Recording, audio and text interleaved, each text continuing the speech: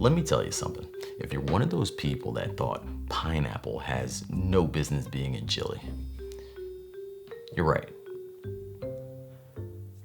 But hear me out. This chili takes a tropical turn. Sweet pineapple balances smoky chipotle with warm spices, bringing that Caribbean depth. Let's talk about what you're gonna need. Red onion, garlic, red bell pepper, pineapple, black beans, kidney beans, and red lentils, fire roasted tomatoes, corn, tomato paste, chipotle pepper and adobo, pineapple juice, vegetable broth, lime, and lastly, our seasonings. This recipe is incredibly easy, with our prep being the hardest part, which isn't hard at all. Start by dicing your red onion. No stress about perfect cuts. Smaller pieces melt right into the chili, while longer slices will give the chili a little bite.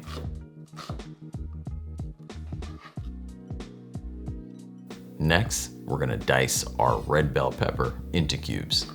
I like to add mostly all of them into the crock pot, but I do set a few aside. The fresh crunch of the bell pepper provides a great contrast to the chili once it's done. Then we're going to chop our garlic. You could add 1 or 9. Okay, I'm gonna settle at 5. I'll add more when you're not looking. Slice your lime, take that and set it aside. Chop 1 to 2 chipotle peppers out of the can of adobo sauce. You can see here I have a pretty large one, so this time around I'm just gonna stick with that. Once diced, put that off to the side along with the little extra sauce. If we had fresh pineapple at this time, I would put it on the cutting board and go right after it. But you could use fresh pineapple, you could use canned pineapple. It doesn't really matter. You're just gonna need about 2 cups of it. Next up, in a small bowl, we're going to combine our spices.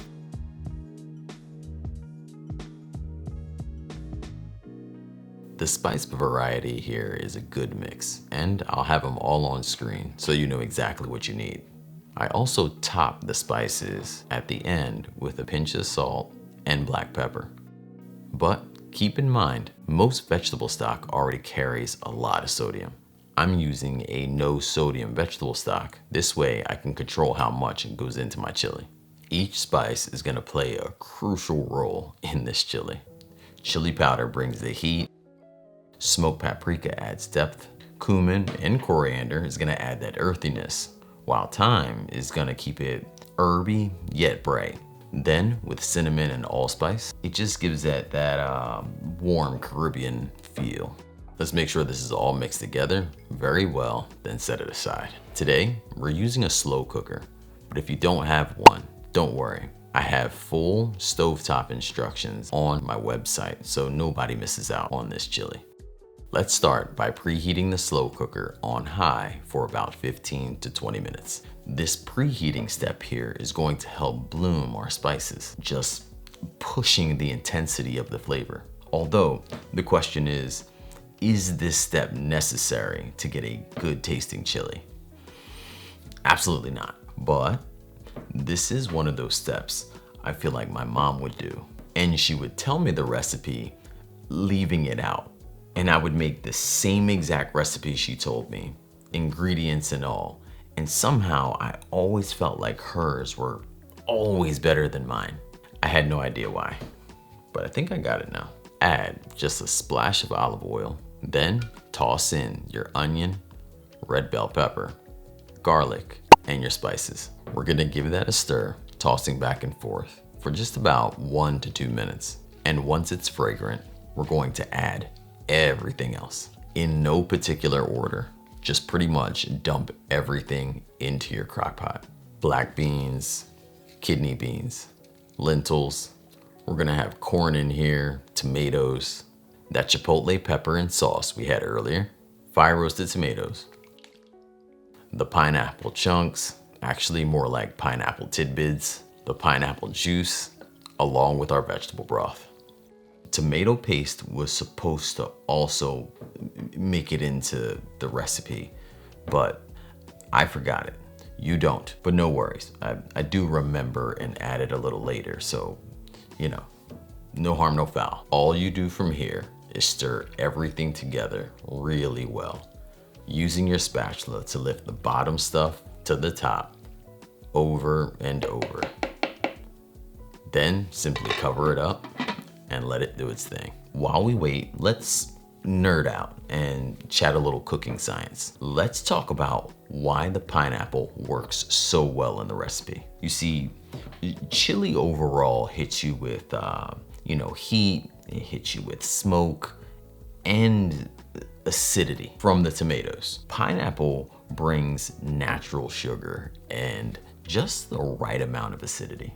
The sweetness calms down the burn, while the acid sharpens the flavors, so it doesn't get so muddy. I mean, let's admit, the recipe does have a lot of things going into it. All right, so that balance is what makes every bite so compelling rather than overwhelming. Oh yeah, and here's me roughly about an hour later remembering that I forgot the tomato paste. Guess we gotta remind ourselves we're still human sometimes. When our chili is ready, before serving, we're gonna finish it with some lime, but we also need to remember to remove the bay leaf. And for my chili, I do like to add a cinnamon stick in here, although I don't put it in the recipe. So I need to locate that and remove it too. And now that it's done, I serve it in bowls and I top it with a little bit of everything. Green onions, avocado, and my favorite, swapping out tortilla chips for plantain chips on this one. Brings that little extra crunch, tad bit of sweetness, but mostly just something a little different. Although I feel like the chips always disappear before they actually hit the plate. Oh, and hey, pineapple belongs in chili. What do you want me to tell you? This full recipe can be found linked in the description or head right on over to my website, makeitdairyfree.com. Thank you so much for watching. I'll miss you. Until next week, when we do it again. Believe in good. Peace.